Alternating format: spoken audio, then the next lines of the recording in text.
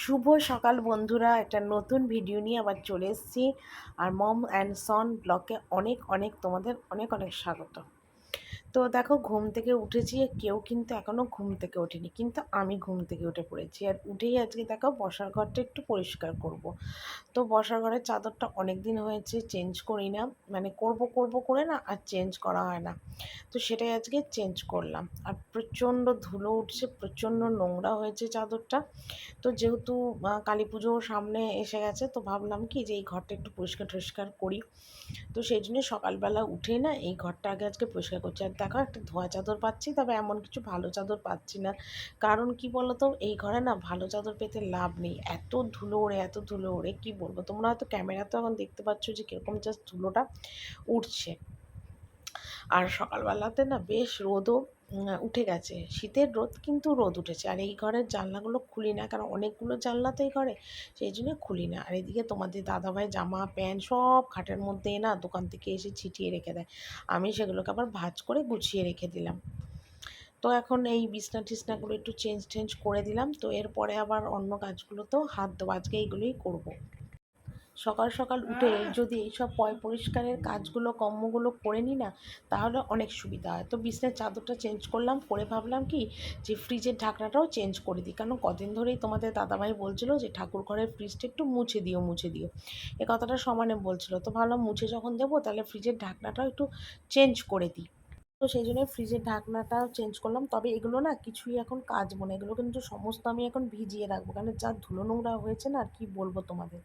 তো ওইগুলো মোটামুটি সমস্ত পরিষ্কার করে দেখো এখন আমি বারান্দাটা মুছে নেব।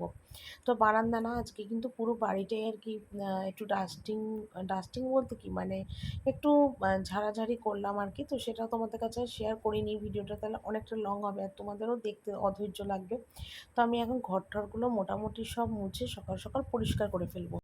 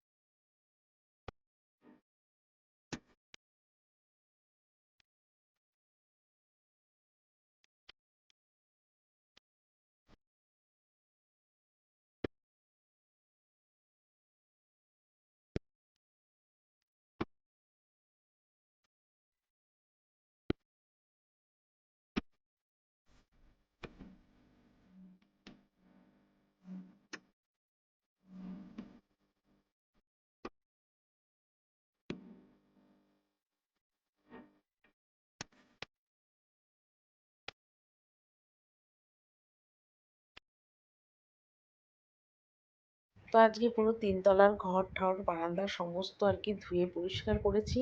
আর এদিকে পুরো ভিডিওটা তোমাদের কাছে শেয়ার করলাম না। তো ঘর-টরগুলো মোছা হলো।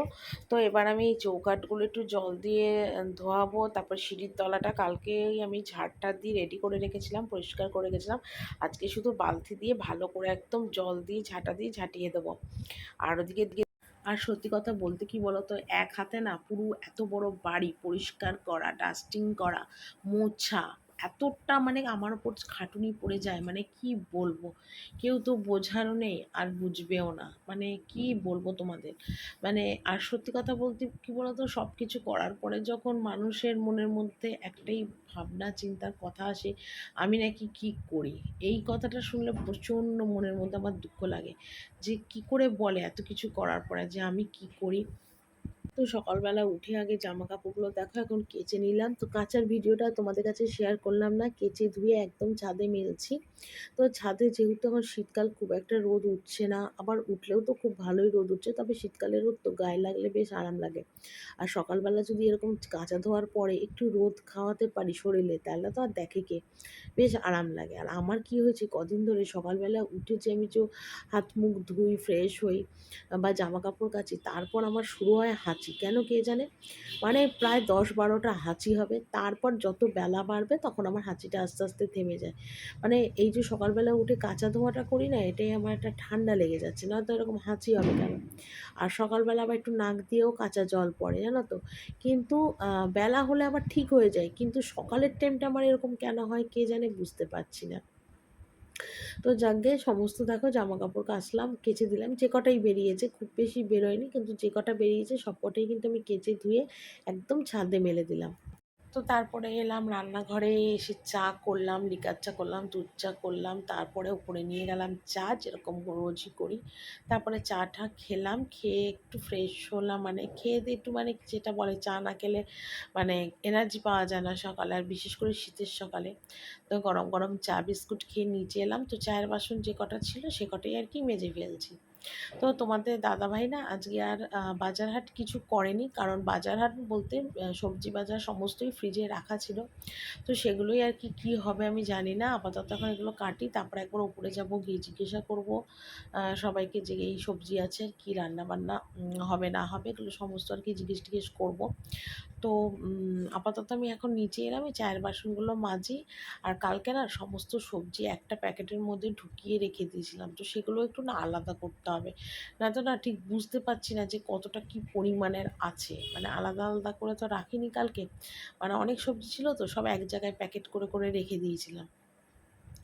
সেগুলো এখন একটু আলাদা করব। তো চাটা মানে চায়ের বাসনগুলো ধুয়ে এখন ভাতটা বসাবো, তারপর সবজিগুলো একটু আলাদা করব, তারপরে দেখি কি রান্না বান্না আর কি করা যায়। ঠিক আছে, তো চলো সাথে থাকো, আর কিন্তু তোমরা ভিডিওটা অবশ্যই দেখো, আর আমাকে অনেক অনেক করে ভালোবেসো, অনেক অনেক করে সাপোর্ট করো। ঠিক আছে, তো চলো কন্টিনিউ ভিডিও করো, সারাদিন আমার সাথে থাকো, আমি কী করি না করি সবটা তোমাদের কাছে শেয়ার করবো। ঠিক আছে, এই রান্নাঘরে এলাম, এসে চায়ের বাসন টাসন সব মাজা হয়ে গেল। তো তোমাদের দাদাভাই আজকে আর বাজারহাট কিছু করেনি, কারণ ফ্রিজে সমস্ত বাজারহাট ছিল কাঁচা সবজি, সেই জন্য আর করেনি।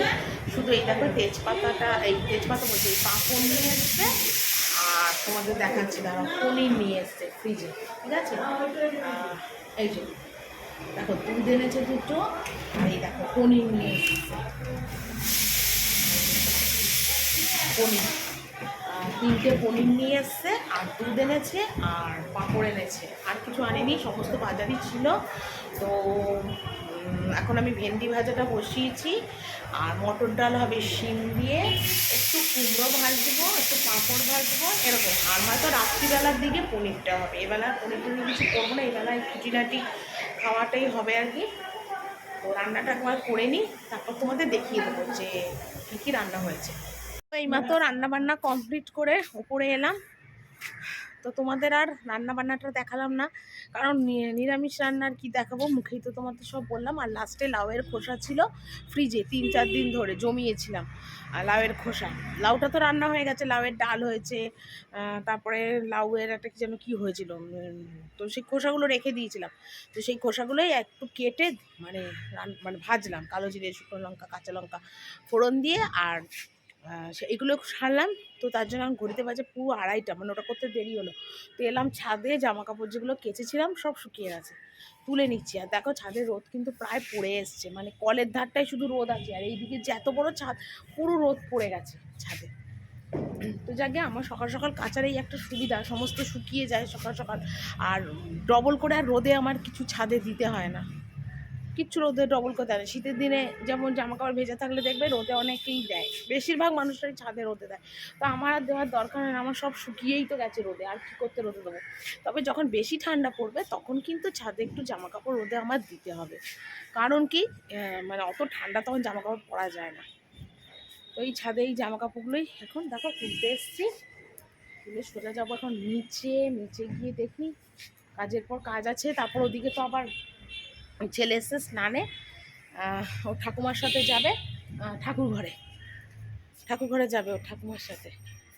তো সেই জন্যে চানে ঢুকেছে আর আমি এলাম ছাদে। তো চলো আবার নিচে যাই। তো বর একটা হুকুম করবে আর সেই কথাটা রাখবো না, সেটা কি কখনো হতে পারে? তো 2-4 দিন ধরেই বলেছিল ফ্রিজটা একটু মুছতে। তো যতই হোক ঠাকুর ঘরে এখানে ফুল মিষ্টি ফল এইসব রাখা হয়, তো এমনি কিছু নোংরা ছিল না, কিন্তু তোমাদের তবু দাদাভাই বলেছিল যে ঠাকুর ঘরে ফ্রিজটা একটু মেজে মানে পরিষ্কার করে দিতে। তো ছেলেরই একটা পরিষ্কার মানে বালিশের ওষুধ, ছেলের না মানে এমনি একটা পরিষ্কার বালিশের ওষুধ ছিল, তো সেটা দিয়েই দেখো ফ্রিজটা ভালো করে আর কি মুছে দিচ্ছি। তো একবারই মুছলাম, বেশি আর মোছার দরকার নেই, কারণ ফ্রিজটা এমনি পরিষ্কারই রয়েছে। আর এটা ঠাকুর ঘরের ফ্রিজ, তো সেই জন্য এটা না আমাদের দোতলার এই ঘরেতেই থাকে। তো এখনও চান টান কিছুই করিনি, টুকটাক কাজ আছে সেগুলোও সারবো। তো সেই কারণের জন্যে ভাবলাম যে না, আগে ফ্রিজ ট্রিজগুলো একটু মুছে পরিষ্কার করে নিই। তো আপাতত এখন আর কিছুই নেই, কেন এরপরে ঠাকুর ঘরের ফুল টুল অনেক সময় না বাঁচলেও ফ্রিজের মধ্যে রেখে দেয়। তো এটা না খুব শখ করে এই ফ্রিজটা কেনা হয়েছিল ঠাকুর ঘরের জন্য, খুব শখ করে। আর ফ্রিজটা না আমি চয়েস করেছিলাম, তখন না এই ফ্রিজগুলো খুব উঠেছিল এরকম ফুল আঁকা মানে ফ্রিজ কালারিং। তো তোমাদের দাদাভাইকে বলেছিলাম এরকম ফ্রিজই এনো, তো ও ঠিক সেরকম ফ্রিজই এনেছে।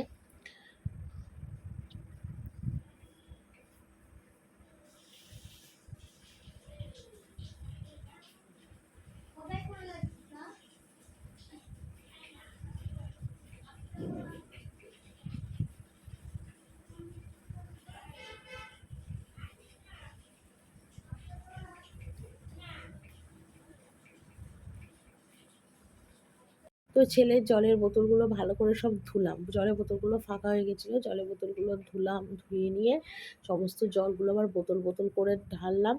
আর সুকেসের ওপরটাও দেখো এখন একটু মুছে দেবো, কারণ কালকে মুছেছিলাম আবার আজকে মুছছি। এমনিতে আমি রোজই মুছি, তবে মোছার কোনো টাইমের ঠিক থাকে না, যখন সময় সুযোগ হয় তখনই মুছে দিই এটা।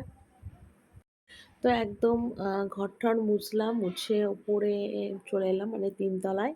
আর জামাকাপড়গুলো কিন্তু এগুলো আমার কিছু না, সমস্ত ননদের জামাকাপড়। তো এগুলো না আমি এখন একটু ভিজিয়ে রাখবো, কালকে কাচা ধোয়া করবো। কেননা অনেকটা বেলা হয়ে গেছে, প্রায় 2:45 মতন বাজে, এখন আর কিচ্ছু কাচবো না। তো ননদের ঠান্ডা লেগেছে, শরীরটা খুব একটা ভালো না। তো আমিই বললাম তাহলে দাও আমি এগুলো কেচে দিচ্ছি তোমার। তো অনেক জামাকাপড় বলে আমি এগুলো ভিজিয়ে রাখবো, ভিজিয়ে রাখলে না অতটা মানে খাটুনিটা কম পড়বে, মানে ধুয়ে দেবো কালকে হয়ে যাবে।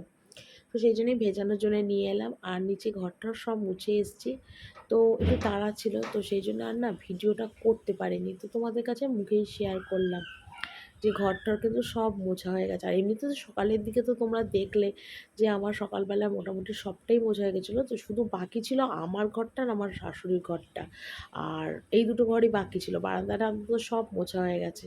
তো সেই জন্যে ওই ঘর দুটো মুছিনি, ওই ঘর দুটো এক্ষুনি মুছলাম। মুছে একদম ওপরে এলাম আর এসে এইগুলোকে সমস্ত ভেজালাম। আর টুকটাক কিছু জামা কাপড় ছিল, মানে সকাল থেকে আবার বেরিয়েছে ছেলের চানের জামা প্যান্ট, হাফ প্যান্ট, তোমাদের দাদাভাইয়ের জামা প্যান্ট এইগুলো। আর সকালবেলায় যে মানে বসার ঘরের বিছনার চাদর টাদরগুলো তুলেছিলাম, টিভি ফ্রিজের ঢাকনা তুলেছিলাম, তোমাদের দাদাভাইয়ের ওয়াটারপ্রুফ মানে ছিল, তো সেগুলো সব ভিজিয়ে রেখেছি, সেগুলো আমি এখন কাচবো। কারণ অত নোংরা জামা কাপড় না সঙ্গে সঙ্গে কেচে ধুলে পরিষ্কার হয় না। তো সেই জন্যে ওগুলো আমি সকালবেলা ভিজিয়ে রেখেছিলাম। তো এখন ওগুলো কেচে একদম ছাদে মেলবো। তাতে জলটা টেনে যাবে, না শুকোক অসুবিধে নেই, কিন্তু জলটা ঝরে যাবে। আর ওরকম জল অবস্থায় বারান্দায় মেললে না, বারান্দাটা খুব মানে হয়ে যায়, মানে একদম মানে জলে জলাকার হয়ে যায়। তো সেই জন্যে ওগুলো ভিজিয়ে রেখেছি, এখন কাচবো। আর এইগুলো তো এখন ভিজিয়ে রাখছি, কালকে কাচবো। এই আর কি। তো আপাতত এগুলো করে নিলেই আমার হয়ে যায়, চান করব। আর ওদিকে তো ছেলে শাশুড়ি কেউই এখনও ঠাকুরঘর থেকে আসেনি। আর আসবে কখন আমি ঠিক বলতে পারছি না, কিন্তু আমার কাজ আমি করে যাই। আর সকাল থেকে এখনও পর্যন্ত একটা সেকেন্ডের জন্য আমি একটু কোথাও বসিনি, একটা সেকেন্ডের জন্য কোথাও বসিনি, মানে কি বলবো আর তোমাদের। কন্টিনিউ কাজ চলছে, কিন্তু এইসব কাজ করার পরে না আমার একদম শরীরটা ছেড়ে দেয়, তখন আর ইচ্ছা করে না কোনো কাজকর্ম আর করতে, কি বলবো আর। কিন্তু কাজ তো করতে হবে, সংসারে থাকতে গেলে কাজ করতে হবে। তার মধ্যে যদি আমি একটা হাউস ওয়াইফ, তাহলে তো আর কোনো কথাই নেই, সমস্ত কাজকর্মই করতে হবে। তো যাকে এগুলো এখন সব ভিজিয়ে রেখে দেবো। আর 2 গামলা, মানে অ্যালুমিনিয়ামের 1 গামলা আর এই প্লাস্টিকের 1 গামলা, 2 গামলা জামা কাপড় ভেজালাম। আর শীতের আবহাওয়া পড়ে গেছে, তো তার জন্যই না বেলা করে কাচলাম না।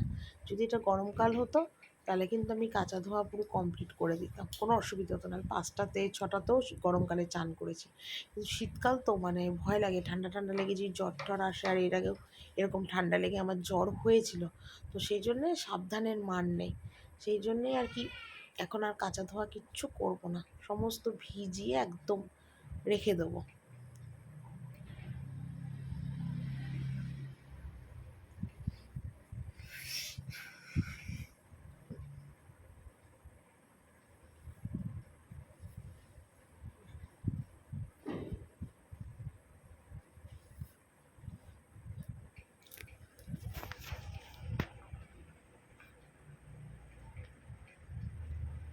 তো ঘড়িতে বাজে এখন 4টে, আর 4টের সময় চান করে এলাম। চান করে এসে এখন চুলটা আসলাম, এখনও সিঁদুরও পরিনি। তো ঘর টরগুলো সব মুছলাম, সেটার ভিডিও আর তোমাদের কাছে শেয়ার করতে পারিনি। তারপরে অনেক জামা কাপড় ছিল ননদের, সেগুলো ভেজালাম ছাদে, এগুলো কাল সকালে কেচে দেবো। আর আমার টুকটাক ছিল, তোমাদের দাদাভাই বর্ষাকালে ওয়াটারপ্রুফ পরে যায়, সেই ওয়াটারপ্রুফ, তারপর ওই ঘরে ফ্রিজের ঢাকনা ঢাকনা ছিল, ওগুলো সকালে সব ভিজিয়ে রেখেছিলাম, ওগুলো কেচে দিয়ে একবারে স্নান করে এই নিচে এলাম। এখনও শাশুড়ি ঠাকুরঘর থেকেও আসেনি। আর আমি এই এখন সবে এলাম আর কি, এসে একটু বসেছি, তো উনি এলে তারপর আমরা একসাথে খেতে যাবো। তো চলো আবার তোমাদের সাথে পরে এসে কথা বলে। ফোনটাতেও না চার্জ নেই, ফোনটাকে চার্জেও বসাবো, 20% চার্জ হয়ে গেছে। চার্জ হয়ে গেলে তারপর তোমাদের সাথে কথা বলবো, ঠিক আছে? চলো আবার পরে আসছি। তো এখন খেয়ে দিয়ে ঘরে এলাম, আর ঘড়িতে বাজে এখন পাক্কা 5:30। অনেকটা বেলা, মানে বেলা কি সন্ধেই বলতে পারো, শীতের দিন তো ছোটোবেলা, তাড়াতাড়ি সন্ধে হয়ে যায়। তো ছেলের জন্য দেখো দুধ কেলক্স নিয়ে এসেছি, ছেলে দুধ কেলক্স খাচ্ছে, আর আমি নিয়ে এসেছি আমার জন্য একটু চা। এই যে দুধ চা, অল্প করে একটু দুধ চা নিয়ে এলাম, কারণ মানে খেয়ে দে না, এখন একটু শীতকাল পড়েছে, তো একটু চা না খেলে হবে না। একটু চা নিয়ে এসেছি, একটু চা খাই। তো সন্ধ্যাবেলা শুধু ছেলের আর মানে শাশুড়ির লিকার চা করবো। আর আমার ফোনের চার্জ কিন্তু এখনো শেষ হয়নি, দেখো ফোনে চার্জ হচ্ছে, চার্জ লাগিয়েই তোমাদের সাথে কিন্তু কথা বলছি। আর এদিকে দেখো পড়ে আছে ঢিপি জামা কাপড়, এই জামা কাপড়গুলোও কিন্তু এখন আমাকে ভাঁজ করতে হবে। তো চাটা খেয়ে নিই, তারপর আর কি ভাঁজ করবো। তো চলো পরে আবার এসে কথা বলি।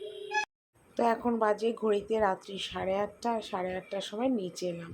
আর তোমাদের দাদাভাই না এখনও দোকান থেকে আসেনি, তো মনে হয় মানে দোকানে কোনো কাগজপত্র লেখাচ্ছে, খাতা টাতা লেখাচ্ছে, তো সেই জন্য হয়তো আসতে ওর দেরি হচ্ছে।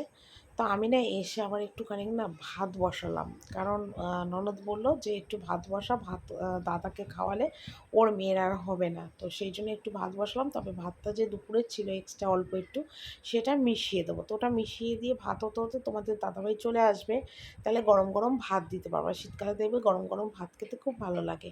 আর সকালে যে দেখিয়েছিলাম তোমাদের পনির এনেছে, তো সেই পনিরটা করব, তবে 2 প্যাকেট করব না, 1.5 প্যাকেট করবো, আর হাফ প্যাকেটটা কালকে জন্য রেখে দেবো। অত পনির করে তো লাভ নেই, মোটামুটি গুনে গুনেই হিসাব করেই আর কি করছি, যে কে কটা খাবে না খাবে সেই হিসাব করেই করছি।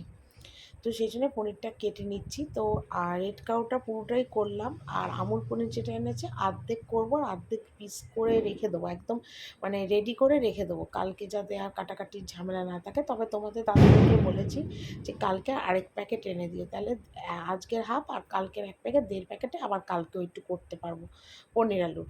আর আমার ছেলে না পনির খেতে ভীষণ ভালোবাসে, ভীষণ। মানে কি বলবো, পনির আলু হলে না ওর আর কিচ্ছু লাগে না, মানে রুটি বলো, পরোটা বলো, লুচি বলো। সেই জন্য না আরও তোমাদের দাদাভাইকে বলি যে একটু পনির নিয়ে আসবে। তো ছেলেকে এই পনির আলুটা দেবো, মানে ছেলে নাম, খাবো তো আমরা সবাই, এই আর কি। তো দেখো পনিরটা এখন এখানে কেটে কুটে একদম গুছিয়ে নিচ্ছি, আর বিশেষ কিছু না, প্লেন আলু দিয়ে আদা, লঙ্কার গুঁড়ো, ধনের গুঁড়ো এইসব দিয়েই আর কি পনিরের ঝোলটা করবো আর কি। ঠিক আছে?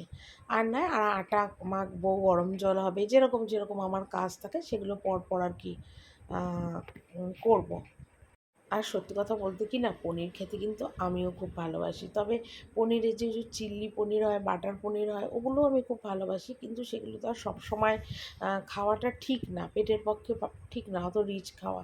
তো আমাদের বাড়িতে না পনির যখনই আসে বেশিরভাগই আলু পনির দিয়ে ঝোল হয়।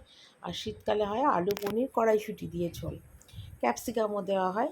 কিন্তু আজকে তো আর কড়াইশুঁটি নেই, তো সেই জন্যে প্লেন আলু পনির দিয়ে ঝোল হবে। আর আর যদি ফ্রাইড রাইস হয় বা ধরো পোলাও হয়, তখন কিন্তু আমি চিল্লি পনির বা বাটার পনির করি। আর নয়তো এমনি সারা বছর প্লেন আলু দিয়েই ঝোলটা করি। আর আমার ছেলে এই আলু ঝোলটা দিয়ে পনির খেতে খুব ভালোবাসে। তো দেখো রাতের মতন আমি কেটে নিলাম, আর কালকের জন্য আবার গুনে গুনে কটা পনির কিন্তু রেখে তুলে রাখছি, যাতে কালকে আমার একটু মেকআপ হয়ে যায়। তো এইভাবেই তো সংসার চালাতে হয় না, হিসাব করে। তা আমিও ঠিকভাবে ওইভাবেই চেষ্টা করি সব সময় যে হিসাব করে চালানোর জন্যে। তো দেখো পনিরটা এখন রেখে দেবো ফ্রিজে।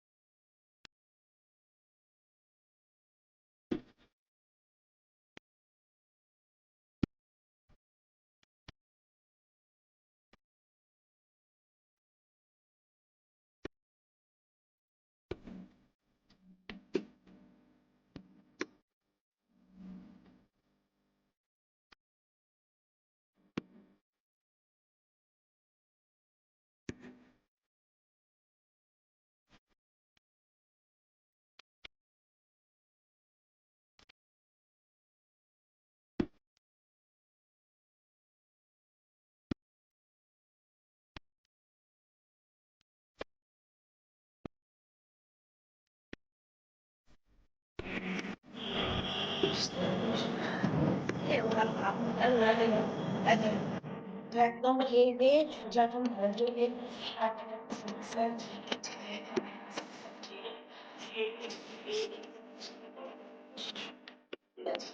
তো ছেলেকে পরোটা আর পনিরের তরকারি করে দিলাম। তো পনির আলু তো হয়েছিল, তো ছেলে পরোটা করে দিল, কারণ কদিন ধরে ছেলে একদম রুটি খেতে চাইছে না, ওই জন্য সাদা তেল দিয়ে আটার পরোটা করে দিলাম, পনির আলুর ঝোল দিলাম, ওই দিয়ে খেলো। আর আমি এমনি রুটি খেলাম, আর সবাই রুটি খেয়েছে। তো খেয়ে দিয়ে আর এই ওপরে এলাম, এসে খেয়ে দিয়ে একটু এখন ফ্রেশ হয়ে একদম বিছানা টিছানা ছেড়ে শুয়ে পড়েছি। তো চলো বন্ধুরা, ভিডিওটা আজকে এখানেই শেষ করছি, কালকে আবার একটা সুন্দর নতুন ভিডিও নিয়ে চলে আসবো। টাটা।